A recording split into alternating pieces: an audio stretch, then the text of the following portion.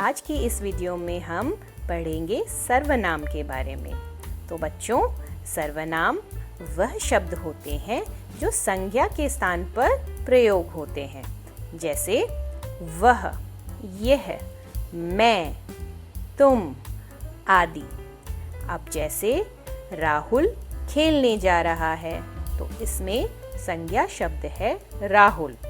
तो राहुल के लिए हम सर्वनाम का प्रयोग करेंगे वह। तो इस वाक्य को सर्वनाम के साथ हम पढ़ेंगे, वह खेलने जा रहा है। तो बच्चों, याद रखिए, संज्ञा के स्थान पर हम जिन शब्दों को प्रयोग करते हैं उन्हें हम सर्वनाम कहते हैं। सर्वनाम के 6 भेद हैं।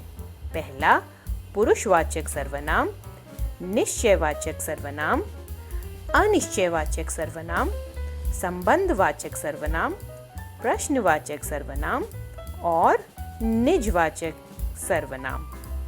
तो चलिए पहले जानते हैं पुरुषवाचक सर्वनाम को।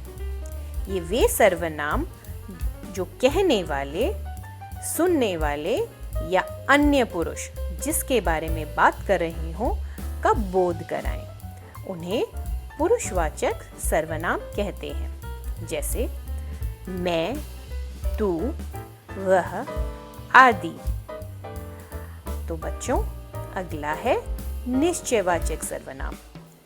ये वे सर्वनाम हैं जो किसी वस्तु या स्थान के बारे में निश्चय पूर्वक ज्ञान कराएं, उन्हें निश्चयवाचक सर्वनाम कहते हैं। जैसे यह मेरी पुस्तक है, वह मेरा घर है। यहाँ यह और वह शब्द किसी निश्चित वस्तु की ओर संकेत कर रहे हैं, अतः यह निश्चयवाचक सर्वनाम है। अगला है अनिश्चयवाचक सर्वनाम। ये वे सर्वनाम हैं जो किसी वस्तु या निश्चय पूर्वक ज्ञान ना कराएं। ये बिल्कुल ही निश्चयवाचक सर्वनाम के विपरीत हैं। जैसे कोई गा रहा है, उसे कुछ हो गया है। तो इसमें हमें नहीं पता कि कौन गा रहा है या किसे कुछ हो गया है।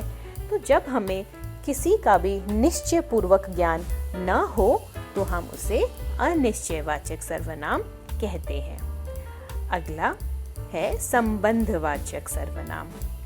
जो सर्वनाम वाक्य में प्रयुक्त किसी दूसरी संज्ञा या सर्वनाम से संबंध बताते हैं, उन्हें संबंधवाचक सर्वनाम कहते हैं। जैसे जैसा करोगे वैसा भरोगे, जो भोगेगा वह गाड़ी पकड़ लेगा।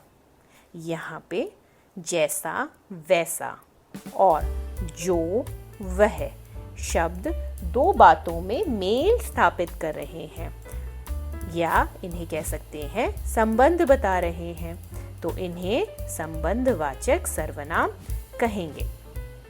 अगला है प्रश्नवाचक सर्वनाम। यह बहुत ही आसान है। जो सर्वनाम शब्द किसी प्रश्न का बोध कराएं, उन्हें हम प्रश्नवाचक सर्वनाम कहते हैं। जैसे कौन गा रहा है, वह क्या कर रहा है, आपका नाम क्या है। तो जहाँ भी आप प्रश्नवाचक शब्दों को देखेंगे, वह प्रश्नवाचक सर्वनाम कहलाएंगे। जैसे यहाँ कौन और क्या शब्द प्रश्न करने का बोध कराते हैं, अतः यह प्रश्नवाचक सर्वनाम है। अगला है निजवाचक सर्वनाम। ये वह सर्वनाम है जो कर्ता के साथ अपनेपन का भाव प्रकट करते हैं, उन्हें निजवाचक सर्वनाम कहते हैं। जैसे मैं अपना काम आप कर लूँगा, वह स्वयं आया था। तो यहाँ आप और स्वयं शब्द कर्ता के लिए प्रयुक्त हुए हैं, अतः यह निजवाचक सर्वनाम है। तो बच्चों, आज की इस वीडियो में हमने जाना सर्वनाम शब्द क्या होते हैं। यह वह शब्द होते हैं जो संज्ञा के स्थान पर प्रयोग होते हैं, और हमने इनके 6 भेदों के बारे में भी जाना। आशा करती हूँ आपको यह वीडियो पसंद आई होगी। अगर आपको ये वीडियो अच्छी लगी तो इसे लाइक, शेयर और सब्सक्राइब करना ना भूलें। आज के लिए इतना ही।